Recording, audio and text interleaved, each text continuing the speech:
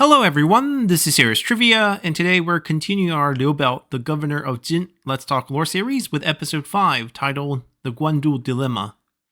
Now before we get started, here's the answer to our trivia question from our previous episode, and be sure to stay tuned for a new trivia question at the end of this episode.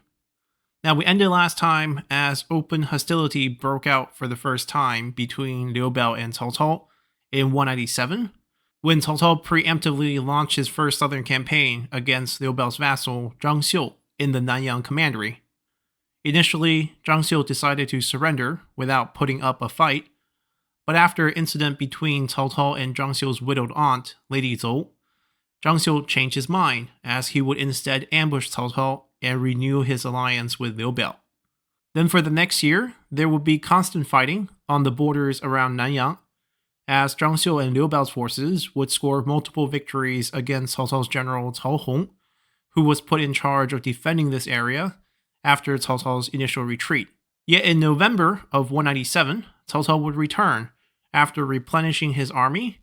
as he would avoid the fortifications at the city of Van this time, opting instead to attack the counties of Huyang and Wuyin on the outskirts of the Nanyang Commandery to the south, where Liu Biao's officer Deng Ji was defending. Deng Ji would end up being captured alive in battle, as these outskirt counties would fall to Cao Cao in late 197. Then after a brief winter respite, Cao Cao would return once again to target Zhang Xiu in March of 198. This time, Zhang Xiu was garrisoned in the city of Rang, where his uncle was killed. Knowing that Cao Cao would never trust him again after his previous surrender, where Zhang Xiu killed Cao Cao's eldest son Cao Ang, Zhang Xiu knew he had to fight, as Cao Cao would place the city of Rang under siege. Luckily, around this time, Liu Biao was able to secure an alliance with Yuan Shao, and this made Cao Cao worry about the safety of his now exposed capital city of Xuchang, and most importantly, his prized possession in Emperor Liu Xie. So after hearing rumors that Yuan Shao might be mobilizing against Xuchang, Cao Cao immediately pulled his siege of Rang and started to retreat back to Xuchang. At this point, Zhang Xiu didn't want to let Cao Cao off easy as he planned for pursuit, but his strategist, Jia Xu, warned him that in a voluntary retreat, it is unwise to give pursuit, as Cao Cao will definitely have prepared an ambush with his rear guards to protect his retreat. Zhang Xiu didn't listen, as the pursuit soon ran into Cao Cao's ambush. Defeated, Zhang Xiu ordered for a retreat back to Rang, but at this point, Jia Xu voiced his dissent again, as he told Zhang Xiu that now after Cao Cao's rearguard has successfully ambushed us, it is now the perfect time to strike again, as Cao Cao would be unprepared for a second pursuit. This time, Zhang Xiu listened to Jia Xu, as they reorganized their forces and gave chase again. And sure enough, Jia Xu was right again, as Cao Cao's rear guards never suspected a second pursuit, as their forces would soon be shattered, earning Zhang Xiu a much-needed victory. More importantly, this series of events greatly increased Zhang Xiu's trust and reliance on Jia Xu as an advisor, which will soon have a huge impact on Liu Biao and the safety of the Jin province. But before we get there, let's go back to Liu Biao's new alliance with Yuan Shao, which turned out to be quite a disaster for Liu Biao, since Yuan Shao didn't actually mobilize against Cao Cao in 198. Instead, Yuan Shao chose to finish off Gongsun Zan in the north. Meanwhile, there were many within Liu Biao's court who didn't want to ally with Yuan Shao, as one official in Deng Yi went as far as threatening to resign when Liu Biao first brought up the proposal. And when Liu Biao finally went through with the alliance, Deng Yi, true to his words, resigned from Liu Biao's court. Compared to Deng Yi's resignation, some of the other officials were much more aggressive in their opposition, as Zhang Xian, who was the administrator of Changsha at this time, would rally with supporters from the southern commanderies of Linling and Guiyang to enter into an open rebellion against Liu Biao. Now, geographically speaking, the commanderies south of the Yangtze River had always had this sense of separation from the more developed commanderies in the northern half of the Jin province. Furthermore, Zhang Xian and Liu Biao had a rocky relationship from the past, as Zhang Xian had always felt slighted by Liu Biao when he was just given minor government posts in the southernmost commanderies of Linling and Guiyang, when his own hometown was in Nanyang. So now that he has finally climbed his way up to being the administrator of Changsha,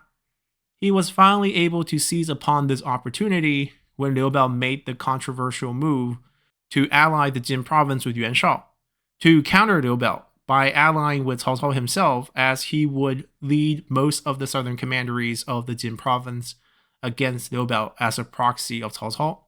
Unfortunately, much like how Liu Biao would receive no material benefit from his alliance with Yuan Shao, Zhang Xian would also find no help from Cao Cao, as Cao Cao just simply could not physically reach him. So for the next few years, Zhang Xian would desperately try to defend Changsha from Liu Biao's attacks before he would finally succumb to illness and die prior to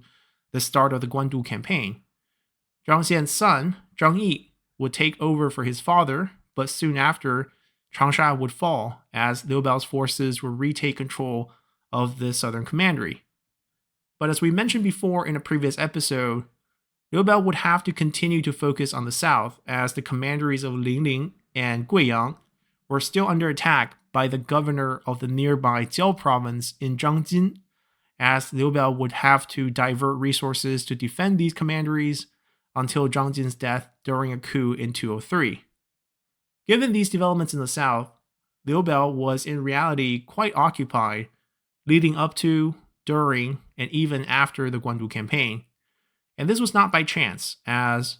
Zhang Xian rebelled in Changsha once he allied himself with Cao Cao,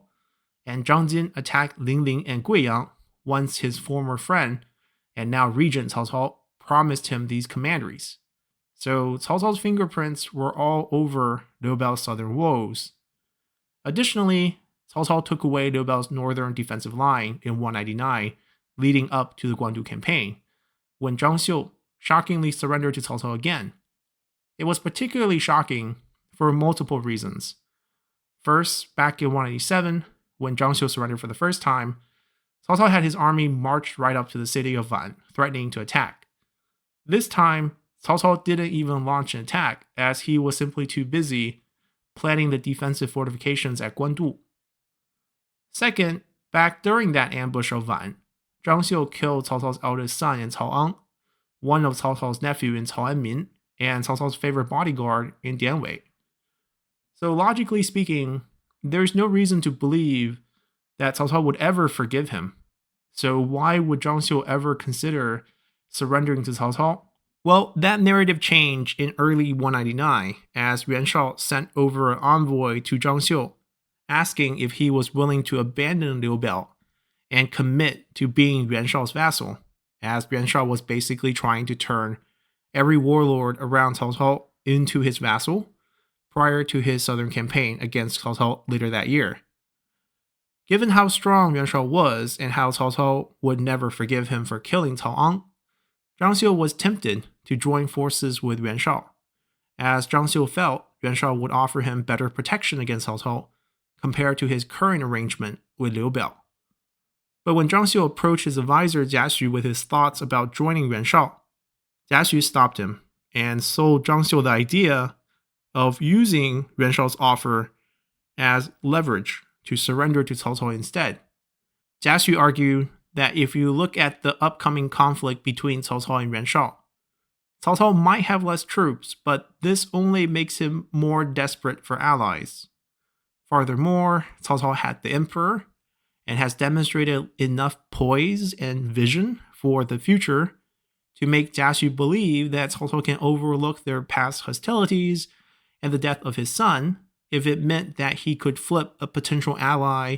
from Yuan Shao's side to his side at this critical moment of survival for him. So, given Jia Xu's prior predictions, Zhang Xiu decided to gamble his future with Cao Cao, as he would take Yuan Shao's offer to Cao Cao and leverage it into an official general title called Yangwu Jiangjun. And to dispel his concerns about the death of Cao Ang, Cao Cao even offered a political marriage between one of his sons in Cao Jun with Zhang Xiu's daughter to make them not only allies, but also in-laws as well. And as a side note, Cao Wan, the second son from this marriage between Cao Jun and Lady Zhang, would eventually be passed over on the orders of Cao Pi to become the adopted son for the deceased Cao Ang as a posthumous way of continuing his line in spirit. Now, for Liu Biao, Zhang Xiu's defection was a huge blow to his position in the north, as essentially right before the Battle of Guandu, Liu Biao lost control of the Nanyang Commandery. The direct result of this was that Liu Biao would elect to become a more passive observer to the Guandu conflict, even though there were many in his court urging him to take some sort of action. Officials Han Song and Liu Xian were particularly vocal that inaction will be their gravest mistake, as right now, Liu Biao is perfectly positioned to help determine the outcome of the Battle of Guandu, as the support of the Jing province can swing the balance of power. However, if Liu Biao remains a passive observer and tries to stay neutral in this conflict between Cao Cao and Yuan Shao, then no matter who wins between the two, the winner will punish Liu Biao for his refusal to give aid to the winning side. Therefore, for the future of the Jing province and for the future of Liu Biao, it is crucial to pick a side right now. And even Liu Biao's most trusted advisor in Kuai Yue urged him to pick a side and take some sort of action. But Liu Biao was simply just not convinced, as he hesitated on the matter. In the end, he sent Han Song and Liu Xian to meet with Cao Cao in Xuchang on the eves of Guandu to better gauge Cao Cao's position and attitude towards a potential alliance. Yet when Han Song returned and voiced his opinion that Cao Cao is strong, confident, and looks well positioned to win the Battle of Guandu, and thus should be the side that they support, Liu Biao became paranoid as he convinced himself that Cao Cao must have paid off Han Song, and initially Liu Biao wanted to execute Han Song on the spot for betraying him, like Zhang Xiu. But after being calmed down by his other officials, and even his wife Lady Cai, who told him that Han Song was a well-respected scholar in the Jing province and executing him would yield nothing,